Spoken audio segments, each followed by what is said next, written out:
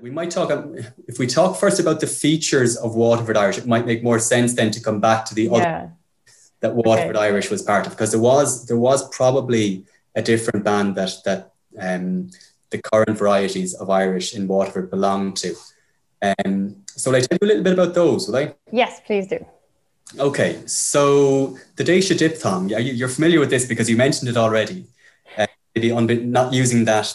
People definitely don't know what the word diphthong is, though. Good. Okay, so I'll explain what a diphthong is. A diphthong is where you get two vowel sounds happening right next to each other in the same syllable. So, for example, if you take the sound ow, you get that a lot in Munster Irish in places where you don't get it in other dialects. So you get words like aum or own or howl. Now that sound, that ow sound, on hearing it, you might just say it's a vowel sound, but it's actually two sounds coming together. So you have ow is made up of oo. So it's ow. Ow. Yeah. Okay, so there are two distinct vowel sounds coming together there. Another one, for example, then is I, which you get a lot in Waterford Irish, actually. And that's made up of A-E, if you break it up. So it's A-E, I, and A-U, ow. I'm probably beginning to sound like that Enigma song from the 90s at this stage. What you're saying is that this diphthong, you would use it in a place where somebody with a different type of Irish wouldn't have it at all. But they exactly, yeah. So Munster Irish has it in those positions that I mentioned earlier, where you get what's called a broad double L. So A-L-L, for example, at the end of words like howl, and A-double-N at the end of words own, and A-M at the end of words, so own. There's a different one. That second one that I mentioned, that I, is the one that's quite distinctively Waterford. Shin on Cown, yeah. I've been waiting for you to mentioned earlier with the word Syme. Oh, Syme. So Shin, is that the diphthong as well? Yeah, exactly. Yeah. Okay. Yeah. So you wouldn't get that elsewhere. So that's the I, Syme, I. So the other one that I mentioned, the common Munster one, is the ow. And that happens in a certain set of circumstances. The I one is different and happens in Waterford. And it happens before, normally at the end of words, I-double-N, I-M, or I-double-L. Okay. So the word Rhine, for example, the name of the area, Unrhine, that's the classic example of it. But we could probably do a few more. Will we? Inta, yes. And I'll give you a few words and you say them and then I'll say them. I'm going to end up trying to say them in your dialect now. Okay, you tried to preempt me. I'll try not to. I'll concentrate really hard. Okay, Inta. Okay, so what's the dairy product that you put on your toast? Im. Okay, and other places will say im, and in Irish you get ein. Which, is very different, and when people hear that, they see it as being very different. Okay, you mentioned one earlier, so if you're interested in something, you might say the word sim. Yeah, in Waterford Irish you get sign. On egg, so. What about then, let's see, a slender double L at the end of words. So Martin O'Kine's famous novel, For a Graveyard, what's that?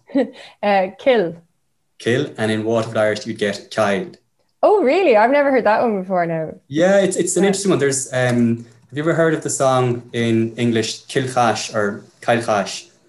No, I haven't actually. It's a fairly well-known song about the demise of the Butler House in Kilcash in Tipperary, about halfway between Clonmel and Carrick-on-Shore. But it's interesting because some of the rhyming couplets in that song will only work with the Daoise diphthong. Oh, yeah. Matches up, and it only works properly if you use Waterford pronunciation, and that falls within the sort of South Tipperary Daoise area. So that's quite interesting.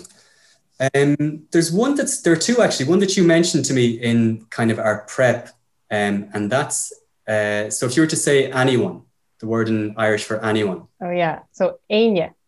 Yeah, so in Waterford, in Ringanall Parish, you'd get Anya. There's another one then that I didn't actually understand what was going on there for a long time. So the word for like a schoolmaster, a master, how would you say that in Irish? Meister. Yeah, so we'd say Meister. Oh, Meister. Okay, that's not like German. It's an unusual one, and Jägermeister. It's really normalised in particularly probably in Unrhine. I'm not sure about Unshanafobble. Is it the same up there? But the principal of the primary school in Scoil Náisiúnta na Ring was always an Meister. Mm-hmm. I didn't realise what this was. I was probably well into my teens by the time I realised that it was the word that was spelled M-A-F-A-I-S-T-I-R and that other people as Meister. I didn't know what was going on with it. Yeah, so as well as that, we get things, if you're sick, you'd be tying, or if you were talking about somebody who's got a good voice, who's got a very kind of a sweet singing voice, you'd say it's buying. And actually those, I've just mentioned those, I'm remembering something else about them. So the name of the area, An Rhein, not only do you have that I in the middle, but you have, and I'm going to give you a linguistic term here again, you have what's called a velar nasal at the end. Mm-hmm. Now, what that means is that the N at the end of the word sounds like it might be NG. So it's not Rhine, it's Rhying.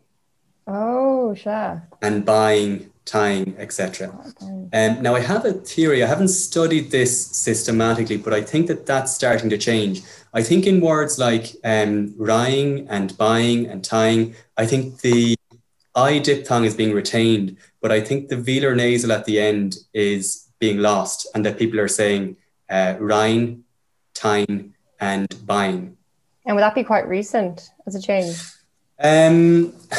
So traditional speech, you're talking normally about speakers who were born before the 1960s. Okay. A lot of the traditional features of Waterford Irish that aren't used maybe as frequently anymore amongst younger speakers, you're talking about a distinction 60s, 70s. Speakers who were born before that tend to have them, and then increasingly speakers who were born after that period don't tend to have them as frequently. I think probably the rhying, tying and buying one is more recently changing, maybe in the last decade or two. Yes, so another maybe distinctive feature of Waterford Irish is the way that what we'll call a broad TH at the end of words is pronounced. So I'm talking, for example, of words that end in ATH, OTH, or UTH. Now, in other dialects, the sound at the end of words like that are usually pronounced like the letter H, or that TH at the end is mute. So you get things like RA for a wheel, you get for a shadow, SCA, for the colour grey, you'd get LEA, and for your voice, you'd say GO. Now, in Waterford Irish, you'd imagine when hearing these same words that they finished with a CH and not a TH, because you traditionally get things like ROCH, SCAch, LEAch, and GOCH.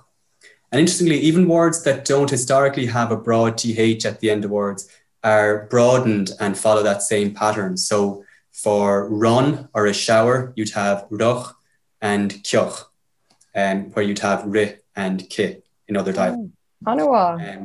Again, I think this is something that might be changing among younger people, and that it's not applied across the board.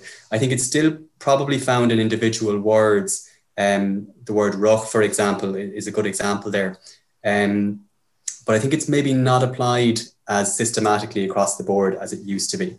Okay, so it's kind of frozen on kind of maybe commonly used words, but it wouldn't be throughout. I think so, yeah. And again, this is just casual observation rather than systematic study. Yeah.